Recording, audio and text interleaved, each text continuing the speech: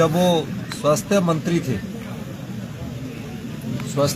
थे और जिस स्वास्थ्य मंत्री के नेतृत्व में पीपी किट घोटाला हुआ और उसके बाद उनको एक आंतरिक राजनीतिक षड्यंत्र के तहत डॉक्टर राजीव बिंदल जी को हेल्थ मिनिस्टर के पद से हटा दिया गया। हेल्थ मिनिस्टर के पद से हटाने के बाद फिर राजनीति आंतरिक चली और आज जिस हेल्थ मिनिस्टर को जयराम ठाकुर जी ने हटाया था उसी हेल्थ मिनिस्टर के नेतृत्व में भारतीय जो आप बात कहना चाहते हैं 3 बजे तक जयराम ठाकुर जी आए नहीं। पहले ही हाथ खड़ा करके बोला कि आज सारा ही कार्रवाई स्थगित कर दो। भाई 11:30 से लेकर आपकी रैली तो 12:30 थी। 1 बजे बंद होना था, 1 बजे तक तो हाउस में बैठे रहते तो गंभीरता उनकी नजर आती। दूसरी बात, क्योंकि बीजेपी में पहली बार ऐसे देखने को मिला और ये बड़ी विडंबना है इतिहास की कि बीजेपी के विधायक जो है वो कोई भ्रष्टाचार की बात नहीं कर रहे हैं। ये खरीद लिया, वो खरीद लिया, इस जगह को इतने में खरीदा, इस जगह को इतने में खरीदा। तो फिर आप बताइए कि भ्रष्टाचार हुआ कहाँ? इसलिए नहीं वो सिर्फ भ्रष्टाचार के शब्द को लाना चाहते हैं। भ्रष्टाचार का शब्द हुआ। उन्होंने कहा, सोचा कि नियम 67 के तहत सरकार स्वीकार नहीं करेगी और हम वॉकआउट करके रैली में चले जाएंगे। मैं तो खुद कई दिनों से कह रहा था, पिछले कल की भी मेरी न्यूज देख लेना, कि मैं चाहता हूं कि भ्रष्टाचार के मुद्दे पर ये सरकार चर्चा करे। और जैसे ही हमने स्वीकार किया तो फैक्ट्स कुछ नहीं थे।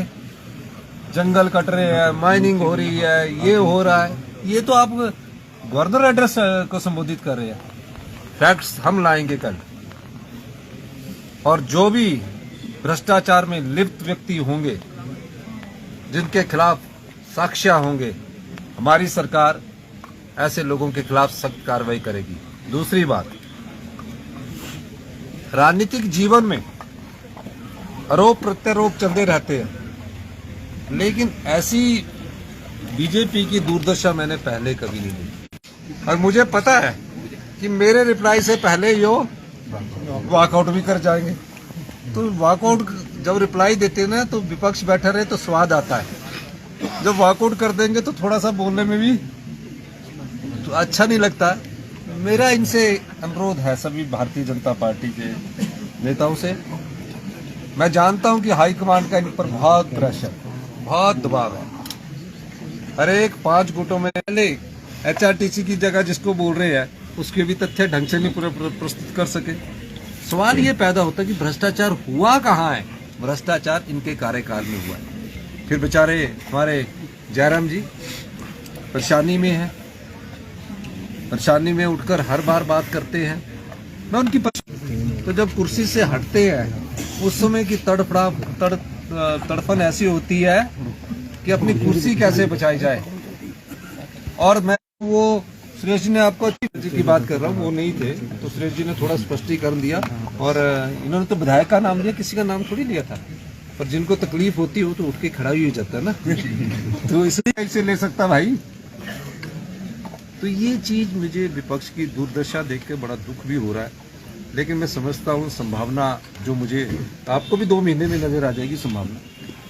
एक जो हमारा कांग्रेस से जो हमारी गंदगी गई ना, उन्होंने अब भारतीय जनता पार्टी में गंदगी डालना शुरू कर दिया। अब भारतीय जनता पार्टी में जो गंदगी डालनी शुरू की, अब उनसे ये पूछो, वो उनको चला रहे हैं, ये नहीं चलना चाह रहे बेचारे। ये तो जानते हैं कि यार ठीक है, हिमाचल की जनता ने दोबारा से कांग्रेस की सरकार को मैंडेट दिया, 34 से 40 पहुंच गए। लेकिन उनकी मैं जानता हूँ, उनकी क्यों मैं जानता हूँ ना उनको, सबको सब मेरा कोई जनरल सेक्रेटरी था, मेरे साथ किसी ने काम किया हुआ। किसकी बात कर रहे हैं आप? जो 6 और 3 9 और 1 10 आप वो अलग ग्रुप है, उसने परेशान कर रखा है, उसका असर दिख रहा है। कुर्सियां कितनी लगी हुई थी बेचारे, कुछ कुर्सियों से पहले चले गए। तो भारतीय जनता पार्टी एक अनुशासित पार्टी थी, अब अनुशासनहीनता वहां आ गई है। अब बेचारे उनको संभाले या अपनी कुर्सी संभाले या भ्रष्टाचार के समय वो इधर उधर खिसक रहे हैं। बैठे कोई, क्योंकि उल्टा चोर कोतवाल को नहीं डांट सकता। और मैं आपको एक बात कहना चाहता हूं, 2 साल में हमारी सरकार ने भ्रष्टाचार के चोर दरवाजे बंद किए। जिस एक्साइज ड्यूटी से पिछली भारतीय जनता पार्टी की सरकार ने 4 साल रिन्यू किया, 150, 600 करोड़ रुपया कमाया। हमने एक ही बार ऑक्शन में 600 करोड़ रुपया कमाया। हम जनता की संपदा को ना लूटने देंगे ना लुटाने देंगे, ये हमारा दायित्व है।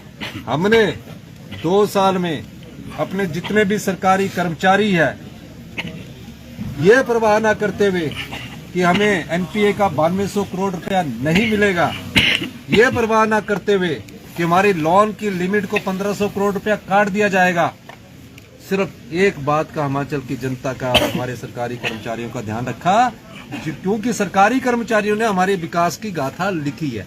किसी स्कूल बनाने में उनकी कलम से कागज निकला है, किसी सड़क बनाने में उनकी कलम से कागज निकला है। कोई काम नहीं मिला था उनको हिमाचल प्रदेश की संपदा का एक अंश दिया। हमने विधवा बहनों की, बच्चों को हिमाचल प्रदेश की संपदा का उनको कोई अंश नहीं मिला था, हमने उनको भी अंश दिया। और आपको मैं बताऊं, ये सब कैसे एक साल में 2200 करोड़ रुपए का राजस्व हमने एकत्रित किया। जिस राज्य सरकार की लोन की लिमिट को कम कर दिया जाए, जिस राज्य सरकार की एनपीए के 9200 करोड़ को ना दिया जाए, और जिस राज्य सरकार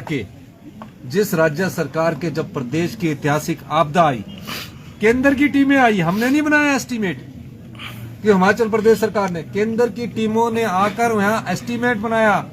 मेरे साथ बैठे कि बहुत बड़ा नुकसान हुआ, हमने तो कभी देखा नहीं। केंद्र की टीम आके, उनके अधिकारी आके मुझसे कह रहे थे बहुत बड़ा नुकसान हुआ, 10,000 करोड़ के करीब नुकसान हुआ। आप निश्चिंत रहिए, अगले जनवरी तक आपको हम पीडीएनए का ये जो 9300 करोड़ रुपया हम दे देंगे। मैं भारतीय जनता पार्टी के विधायकों से भी अनुरोध करता रहा, हमारे साथ चलिए, लेकिन वो हमारे साथ नहीं गए। और आज भी 9200 करोड़ रुपए का हमारा जो पैसा है वो आज उनके पास पड़ा हुआ है।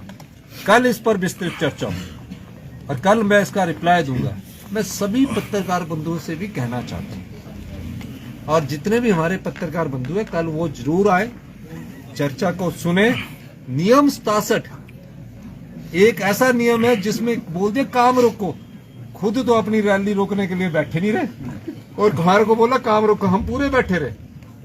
हमने किसी ने किसी को ऑब्जेक्ट नहीं किया जब बोल रहे थे। जब हमारे लोग कागज और फैक्ट्स ला के बोल रहे थे तो कैसे तिलमिला रहे थे, जैसे चिड़िया फड़फड़ाती है ना, अभी तो फड़फड़ाना स्टार्ट किया है।